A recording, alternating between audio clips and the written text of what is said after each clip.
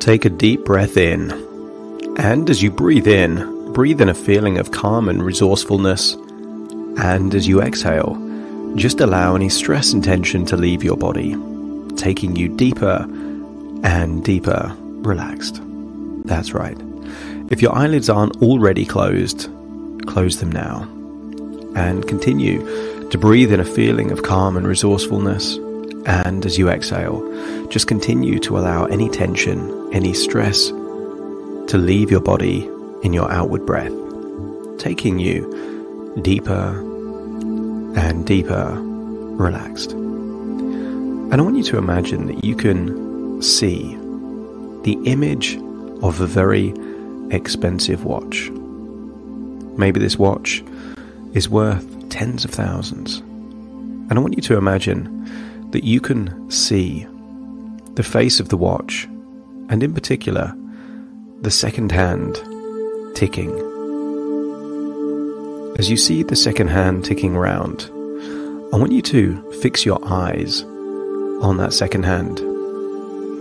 And you might be aware in your peripheral vision of the color, perhaps even the material of the bracelet of the watch, perhaps even the logo there on the face.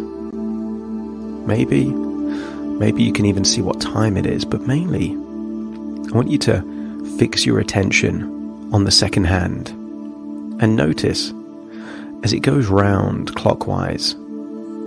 You can see the movement of the second hand moving every second, and continue to allow your body to breathe in and breathe out.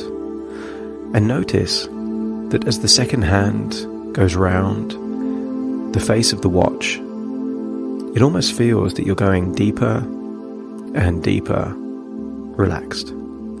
Continue to look at the second hand going round.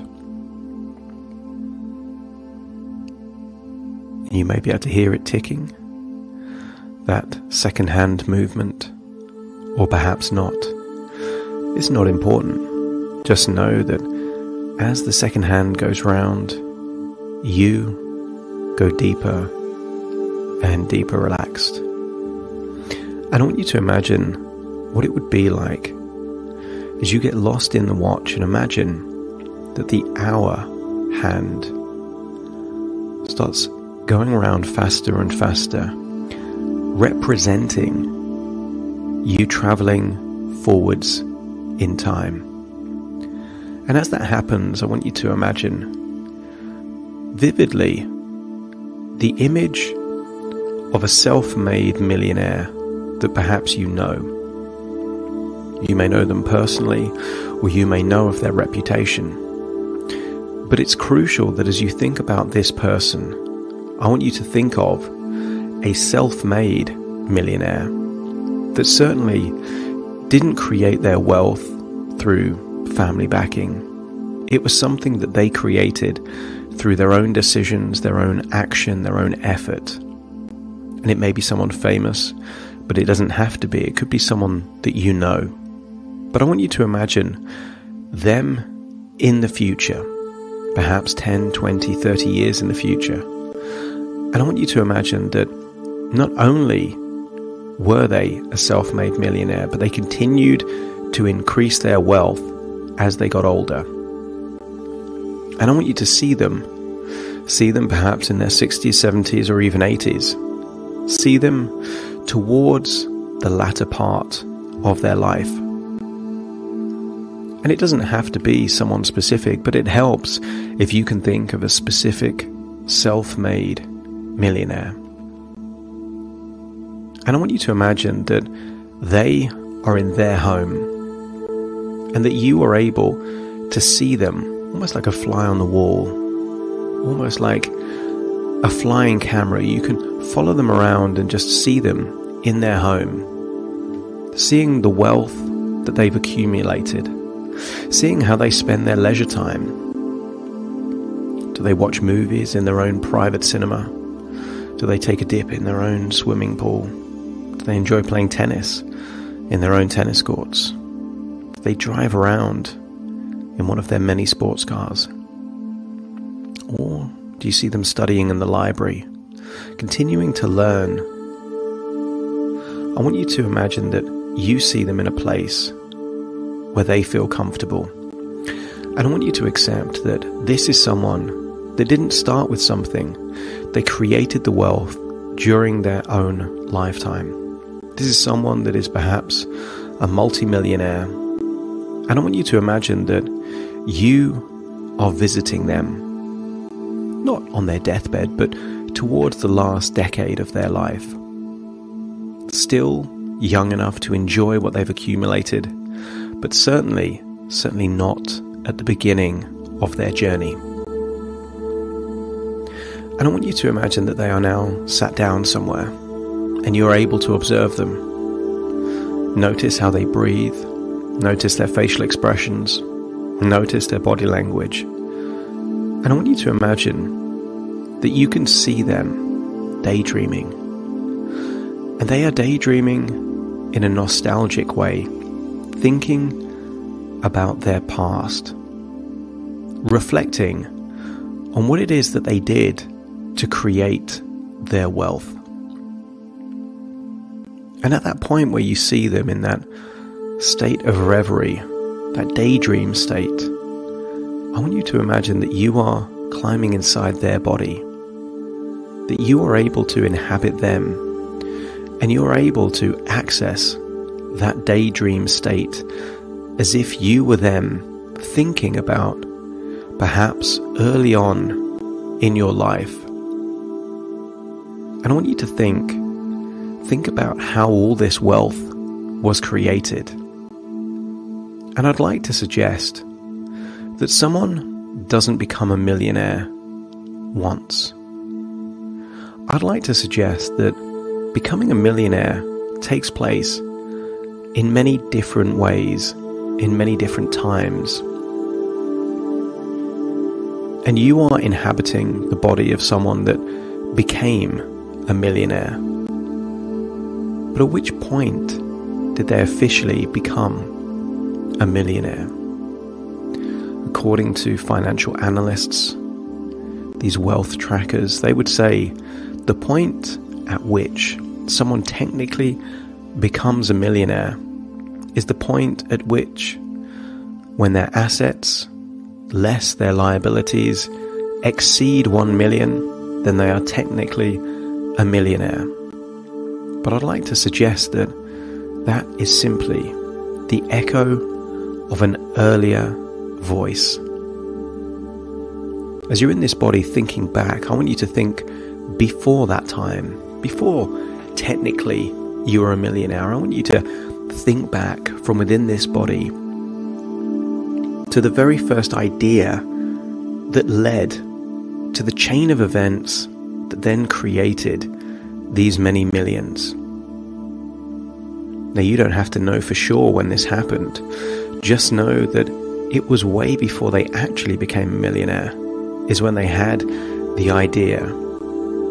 And I want you to imagine that you're drifting back in time, in their memory, in their nostalgic state of reverie, to the very point where they remember having that idea. And I want you to entertain an idea about ideas, and that is that everybody has ideas all the time. Many people will see incredible inventions and then recall how they thought of something very similar. Ideas are abundant, perhaps even infinite. But I want you to recall, as this person thinks back to their idea, something about it was different. They had the idea, that spark of inspiration, that glimmer of creativity. And yet, they decided to do more than just have the idea. They decided to incubate and keep thinking, nurturing that idea. And I'd like to suggest that a really good idea is almost like planting a seed. In and of itself, nothing happens. But if that seed is watered, nurtured, it can grow into something so much bigger. And back then, when within this person's life they had that idea, I want you to locate where in the body that spark of inspiration, that feeling of creativity exists. And I want you to consider that creativity, inspiration, exists in every person. I want you to entertain the idea that sometimes many ideas are considered, but not all are implemented. The truly great people that really develop and cultivate ideas are constantly thinking of ideas, but they just listen to their intuition for those ideas that they feel may have something to them. I want you to imagine that that watch that you saw on the second hand comes to mind again, and you can imagine that hour hand just going faster and faster, and imagine that you're going forwards in time, perhaps a few months or a few years, to the point at which a decision was made linked to the earlier idea, because it's impossible to follow up on an idea and implement an idea for an idea that you never had. And you are now at the point in this person's life where they decided to do more with that idea. They decided to implement some form of action linked to that idea.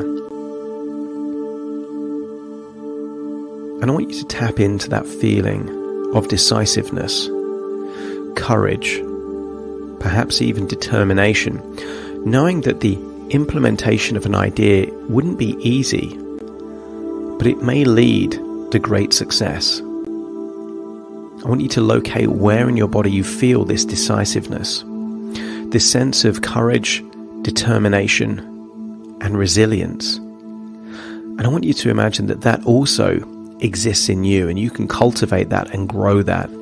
Imagine it expanding, growing, amplifying now. That's right. And then I want you to imagine that second hand in that watch getting faster and faster, and the hours going faster and faster, and now you're drifting into the future. The point where, as a result of that idea, which was then implemented, cash and cash flow accumulated to the extent that assets were acquired. Now, I don't know if these assets were other businesses or property or land or stocks or shares or some currency, but I want you to imagine that in order to become truly wealthy, cash flow was generated from a decision made from an idea, and that income was then reinvested to accumulate assets that perhaps also generate cash flow or appreciate in value. But when acquiring any asset, whether it's investments, property, or perhaps other business ventures, I want you to acknowledge that within this person whose body you inhabit right now, there is a feeling of risk. And the key to balancing risk is doing research, evaluation, due diligence. That thoroughness, I want you to imagine, exists within you right now. Because sometimes decisions are made, and they're not always the best decisions. But those that are truly wealthy tend to not be afraid of taking risks, and more importantly, they have an ability to learn from mistakes and setbacks. And I want you to acknowledge that those qualities also exist in you. The true failure isn't someone that takes a risk and then fails. It's someone that never, ever takes any risks and then fails throughout their entire life. I want you to get a sense that assets are accumulated and can compound over time. And I want you to imagine that that's what happens as you see that image of the expensive watch. See the second hand and then the hours spinning faster into the future. And now perhaps you're a few months, a few years into the future in the same body, but again further on. And this is the point at which assets less liabilities exceed 1 million. This is the technical point at which this person became a millionaire. And yet often, the very moment that someone becomes a millionaire, it's an underwhelming moment because there is no action linked to it. It's not like these lottery winners or gamblers that win $1 million through luck, and there is a surge of adrenaline and excitement. For the average business builder, wealth creator, the point at which their assets, less liabilities, exceed $1 million is just an accounting consequence. The real excitement comes back in time when they had the initial idea, when they took action with that idea and made a decision, when they invested the effort to turn that decision into a pragmatic reality, when they encountered setbacks, difficulties, problems and solved them and continue to make progress, to generate income and cash flow and then reinvest that into something that can grow. You could say that someone that becomes a multimillionaire became a multimillionaire at many different times in their life. You could think of it that the very point where the idea was created, technically, that person was a millionaire, just hadn't realized it yet. Because if that idea hadn't have happened, they couldn't have made the decision to implement the idea, in which case they wouldn't have been a millionaire. And then further on in time, when they actually made the decision, you could argue that at the point where they made the decision, they were already a millionaire and simply hadn't realized it, purely because that chain of events that came from making that decision created a future in advance, a destiny that was leading them to become a millionaire, and they didn't realize at the time.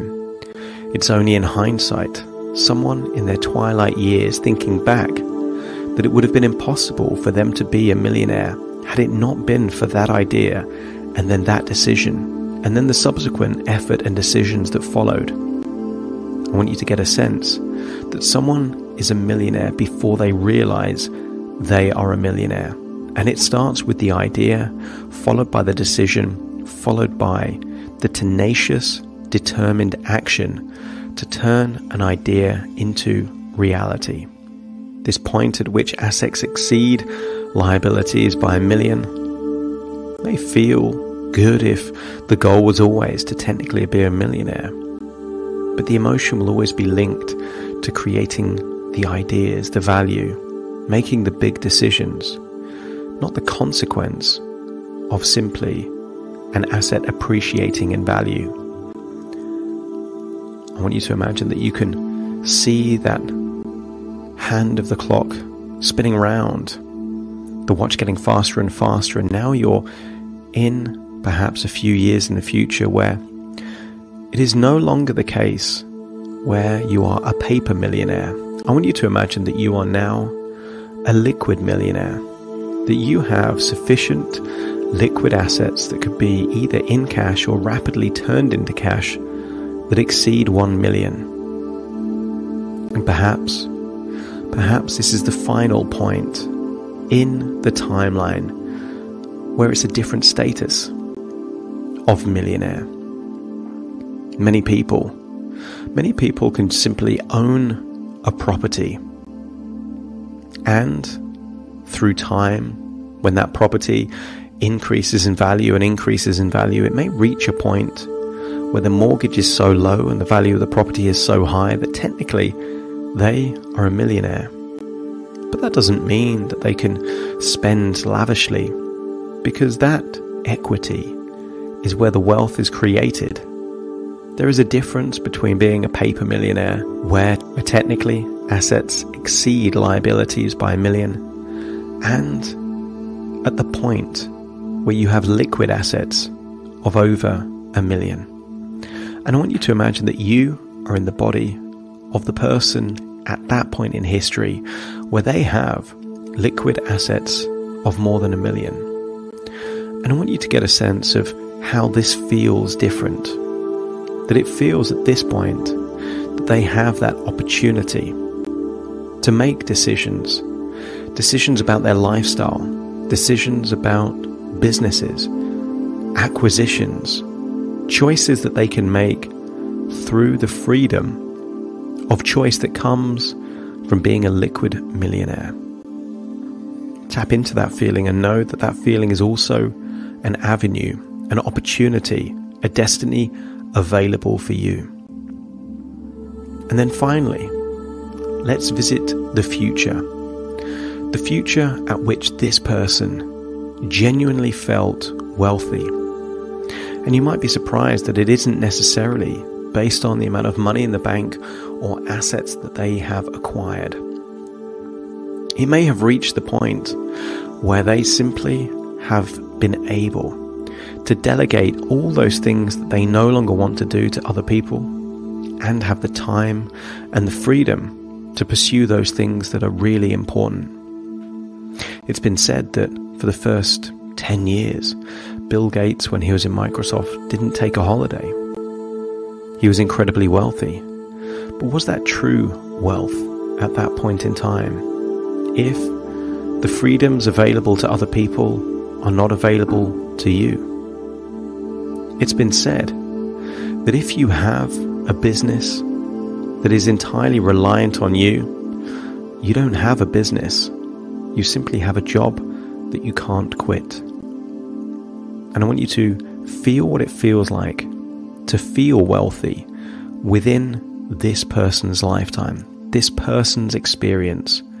Feel how good it feels and know what that feeling of wealth means for you. Is it freedom? Is it choice? Is it the ability to live in a certain style or way?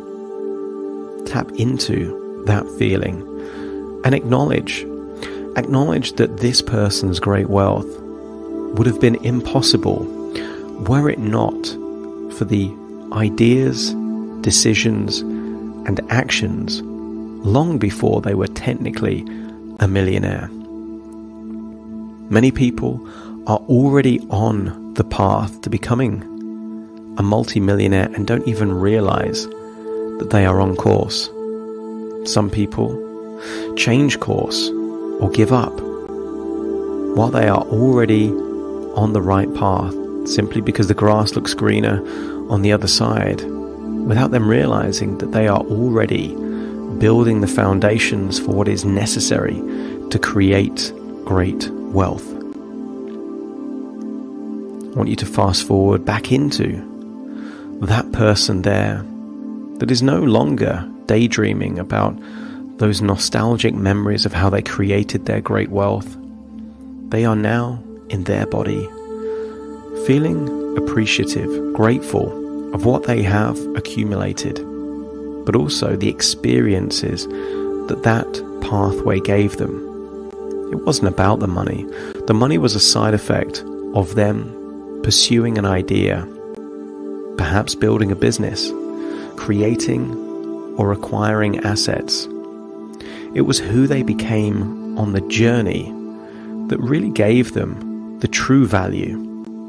The financial trappings are simply a way of keeping score in the world of business or investing. It gives them nice things, a quality of life, but the true things that they might treasure are who they've become in the process and the memories of the journey while they were on the journey. And as they look down at their watch, you notice that this watch that you were imagining all the time is the watch that they have on their wrist.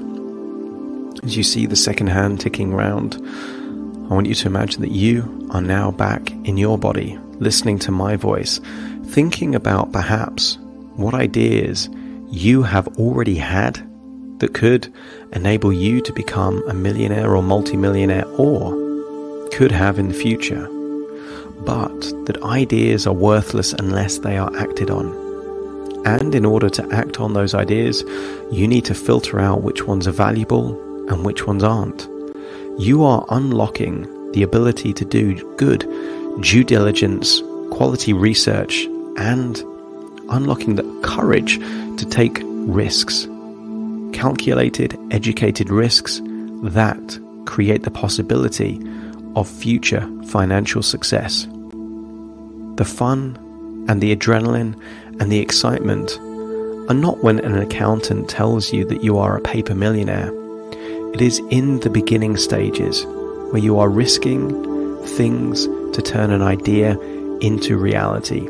You are unlocking all of those resources within you right now, and your creative mind will continue to give you a flood, a stream of ideas.